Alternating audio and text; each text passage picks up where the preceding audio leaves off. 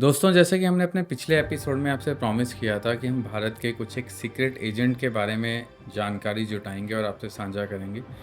बड़ी इंटरेस्टिंग और हैरत अंगेज होती है ये कहानियाँ। और जब हमें ऐसे लोगों के बारे में पता लग जाता है तो सचमुच आपके गूज बम्प आ जाते हैं आपको, और एकदम से आप हैरान हो जाते हो कि कोई ऐसे कैसे कर सकता है। दोस्तों, इस बार जो हम कहानी आपसे डिस्कस करने जा रहे हैं वो है अजीत डोभाल की।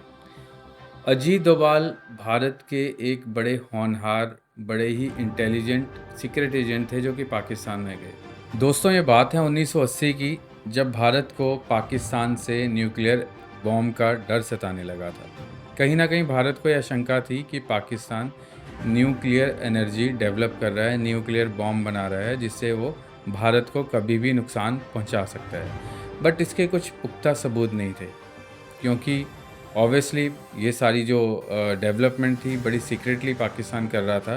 तो ऐसी ही न्यूक्लियर जो एक्टिविटीज़ पाकिस्तान में हो रही थी, इसके लिए भारत को चाहिए था एक ऐसा होनहार युवक या फिर एक ऐसा एजेंट जो बिना किसी को खबर दिए सारी की सारी जानकारी जुटा लाए। पर ये जो काम था किसी आम इंसान का नहीं था, और यकीन मानिए अगर आप इसके बारे में कभी सोचेंगे भी अकेले में बैठ के तो आपको लगेगा कि बस मेरी जान अब तो गई।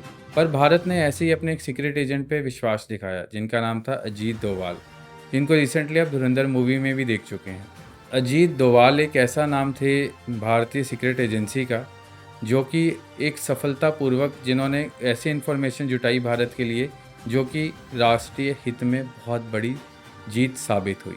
दोस्तों, ऐसे कहा जाता है कि 1980 के दशक में जब पाकिस्तान अपनी न्यूक्लियर एनर्जी डेवलप कर रहा था, और ऑब्वियसली पाकिस्तान सबसे बड़ा दुश्मन भारत को ही समझता है और उसको किसी ना किसी तरह से नुकसान पहुंचाने के लिए अलग अलग काम करता रहता है। अजीत डोभाल अब जिस मिशन को अंजाम देने वाले थे उसका नाम कहूता मिशन रखा गया।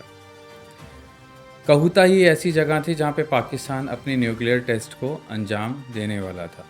अजीत डोभाल उसी जगह पर जाते हैं जहाँ पे न्यूक्लियर टेस्ट हो रहा होता है, और वहाँ पे एक नाई की दुकान होती है।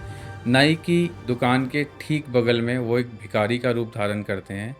ना जाने कितने लंबे समय तक वहाँ नाई की दुकान पे वो बालों के सैंपल यानी कि हेयर सैंपल इकट्ठे करते हैं, और उनसे ये पता करने की कोशिश करते हैं कि इन बालों में कहीं न्यूक्लियर प्रॉपर्टीज़ तो नहीं है। होता भी ऐसे है जैसे कि बार्बर की दुकान, जिसे हम नाई की दुकान बोलते हैं, नाई की दुकान से बाल लेते हैं और बराबर उसकी सैम्पलिंग के लिए इसको भेजते हैं, और कुछ एक बालों में न्यूक्लियर पॉजिटिव टेस्ट आते हैं, जिससे ये पता लगता है कि पाकिस्तान न्यूक्लियर टेस्ट कर रहा है। न्यूक्लियर डेवलपमेंट्स, न्यूक्लियर एक्टिविटीज़ में वो बहुत ज़्यादा एग्रेसिवली काम कर रहा है। जैसे ही ये खबर भारत को पता लगती है, भारत भी अपने न्यूक्लियर प्रोग्राम को एग्रेसिव कर देता है, थोड़ा फास्ट कर देता है। भारतीय सेना भी, जो भारतीय इंटेलिजेंस है, वो न्यूक्लियर पावर पे तेज़ी से काम करना शुरू कर देती है, और भारत को इसमें सफलता भी मिल जाती है। पोखरण न्यूक्लियर टेस्ट में भारत के सभी रिजल्ट सक्सेसफुल होते हैं, और भारत अपने आप को रिस्पॉन्सिबल न्यूक्लियर स्टेट अनाउंस कर देता है।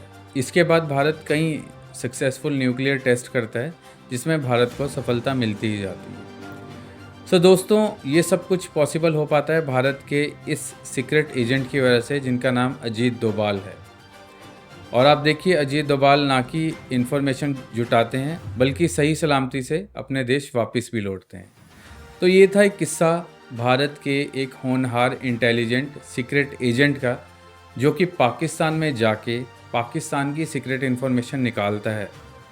और जिस तरह से निकालता है, आप देखिए कि क्या जज्बा रहा होगा उस सीक्रेट एजेंट का, क्या इंटेलिजेंसी रही होगी सीक्रेट एजेंट की, जिनकी वजह से देश अभी सही सलामत है। Thank you so much.